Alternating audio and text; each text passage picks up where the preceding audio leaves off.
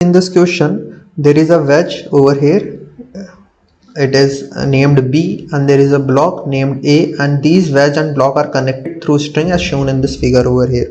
This wedge B is moving with an acceleration of 2 meter per second square away from this wall, like in this direction. Okay, and the acceleration of A as seen from the ground, it is given me vertically upward. Now we have to choose the correct among these four. So आप यहाँ देखें तो ये length of string मेरे पास constant है, length change नहीं हो सकती, यही मेरा यहाँ कंस्ट्रेंट है, स्ट्रिंग कंस्ट्रेंट. तो मैंने माना है लेंथ L1 है, ये लेंथ L2 है, ये लेंथ L3 है और ये लेंथ L4 है. तो इनका सबमिशन क्या है, कांस्टेंट है. L1 plus L2 plus L3 plus L4 क्या है, कांस्टेंट है. अब इस पूरी इक्वेशन को डिफरेंशिएट करते हैं टाइम के रिस्पेक्ट में, तो मेरे पास आ जाएगा dl1/dt plus dl2/dt plus dl3/dt plus dl4/dt और कांस्टेंट का डिफरेंशिएशन हो जाएगा 0. अगर मैं इसको एक और बार डिफरेंशिएशन कर दूं तो ये आ जाएगा d2l1/dt square plus d2l2/dt square plus d2l3/dt square plus d2l4/dt square equals to 0. अब अगर मैं देखूं ये L1 लेंथ अगर ये वेज से कनेक्टेड है और ये वेज इधर 2 मीटर पर सेकंड स्क्वायर से जा रहा है, तो ये L1 भी 2 मीटर पर सेकंड स्क्वायर से बढ़ रही है, तो मैंने इसलिए इसको लिख दिया 2 यहाँ पे. ठीक है, ये लेंथ L2 ये तो चेंज हो ही नहीं रही, तो इसका जो डबल रेट ऑफ चेंज है वो क्या है, 0 है, क्योंकि चेंज हो ही नहीं रही इसकी लेंथ. L3 को देखूं तो ये पुली इस वेज से कनेक्टेड है और ये veg 2 metre per second square से इधर लेफ्ट में जा रहा है, तो ये पुली भी किधर जा रहा है, लेफ्ट में जा रहा है. कितने से, 2 मीटर पर सेकंड स्क्वायर से. तो ये जो लेंथ है ये भी कितने से बढ़ रही है, 2 मीटर पर सेकंड स्क्वायर से बढ़ रही है, इसलिए मैंने यहाँ पे क्या लिख दिया, +2.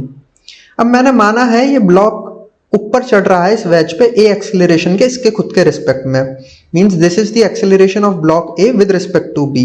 तो ये लेंथ मेरे पास यहाँ पर a से डिक्रीज हो रही होगी, a metre per second square से क्या हो रही होगी, डिक्रीज हो रही होगी. तो L4 d2l4/dt स्क्वायर को क्या लिख सकता हूँ, माइनस a. माइनस क्यों लगाया, क्योंकि ये लेंथ डिक्रीज हो रही है, तो -a इक्वल्स टू 0. तो यहां से मेरे पास a की वैल्यू क्या आ गई, 4 मीटर पर सेकंड स्क्वायर आ गई. तो मेरा acceleration of block A with respect to this wedge B कितना आ रहा है, 4 मीटर पर सेकंड स्क्वायर. और ऑप्शन ए में यही दे रखा है, acceleration of A with respect to B it is 4 metre per second square, तो ये करेक्ट आया.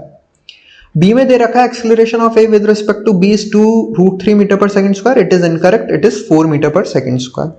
अब मुझसे पूछा गया एंगल, तो देखो इस क्वेश्चन में साफ मेंशन है एक्सीलरेशन ऑफ ब्लॉक A क्या है, वर्टिकली अपवर्ड है. तो मैं एक्सीलरेशन ऑफ ब्लॉक A को, acceleration of block A x direction में क्या होना चाहिए, 0 होना चाहिए, क्योंकि वो वर्टिकली अपवर्ड जा रहा है.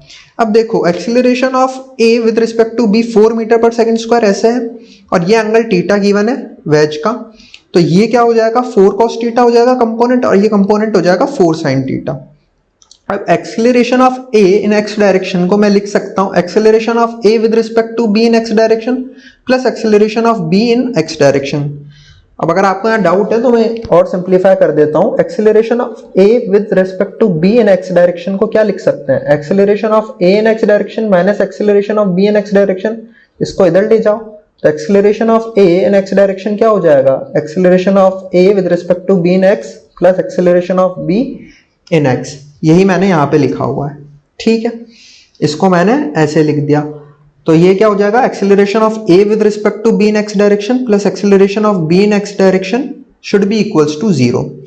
अब acceleration of A with respect to B तो ये 4 है, और इसका अगर मैं x डायरेक्शन में कंपोनेंट देखूं तो ये 4 cos थीटा i कैप है यहाँ पर, तो इसलिए मैंने लिख दिया इसको 4 cos theta i cap. Acceleration of A with respect to B in x direction, और acceleration of B in x direction कितना गिवन है मुझे, 2 metre per second square given है, माइनस आई कैप डायरेक्शन में, तो मैंने लिख दिया -2i कैप. ये 0 होना चाहिए मेरे पास, क्योंकि मुझे बोला गया है ब्लॉक केवल और केवल वर्टिकली अपवर्ड डायरेक्शन में एक्सेलरेट कर रहा है. तो यहाँ से 4 cos थीटा किसके बराबर आ गया, 2 के बराबर आ गया, या मैं कह सकता हूँ cos थीटा आ गया हाफ के बराबर. तो मेरा एंगल थीटा कितना आ गया, 60 डिग्री. ये गिवन है ऑप्शन सी में, सो मेरा सी ऑप्शन भी क्या है, करेक्ट है यहाँ पर. अब पूछा गया acceleration of A, acceleration of A मुझसे पूछा गया है, तो मैं जानता हूं that acceleration of A in y direction को क्या लिख सकते हैं अपन, acceleration of A in y direction can be written as acceleration of A with respect to B in y direction plus acceleration of B in y direction. अब देखो B तो y direction में मूव कर ही नहीं रहा, तो ये quantity तो क्या है, 0। और acceleration of A with respect to B in Y direction, तो ये है 4 sin theta. Acceleration of A with respect to B 4 metre per second square है, तो वाई डायरेक्शन में इसका कंपोनेंट कितना है, 4 sin थीटा है। तो ये क्वांटिटी मेरे पास कितनी है, 4 sin, अब थीटा की वैल्यू तो पता चली गई 60, सो ये कितना आ गया मेरे पास यहाँ पे 4 इंटू sin 60, दैट इज √3/2, और I can say it is 2√3 metre per second square. यही acceleration of A in Y direction है, और उसने बोला कि एक्स में तो 0 है, तो यही नेट एक्सीलरेशन होगा। तो मेरे पास एक्सीलरेशन ऑफ ए कितना आ रहा है, 2√3 मीटर पर सेकेंड स्क्वायर। सो मेरा डी ऑप्शन भी सही है। तो my correct answer to this problem is A, C and D. These are my answer to this problem. I hope you have understood this. Thank you very much.